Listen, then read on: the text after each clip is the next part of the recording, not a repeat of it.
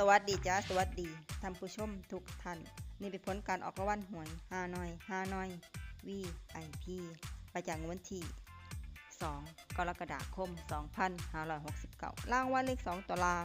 เลขที่ออก52รางวัลเลข5ตัวรางเลขที่ออก75352รางวัลเลข2ตัวบนเลขที่ออก6161รางวัลเลข3ตัวบนเลขที่ออก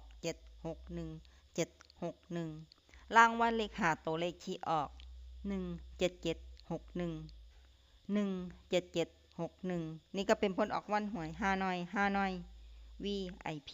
ประจำวันที่2กรกฎาคม2569ขอให้โชคดีมีชัยถูกหวยฮานอย VIP ได้รับเงินกันทุกคนเด้อจ้าฝากไว้เด้อจ้าSubscribeกดติดตามและเป็นกำลังใจขอขอบคุณทุกท่านที่เข้ามารับชมและรับฟังแล้วมาพบกันใหม่ในผลการออกหวยฮานอยในวันพรุ่งนี้สำหรับมื้อนี้ขอบคุณและสวัสดีจ้า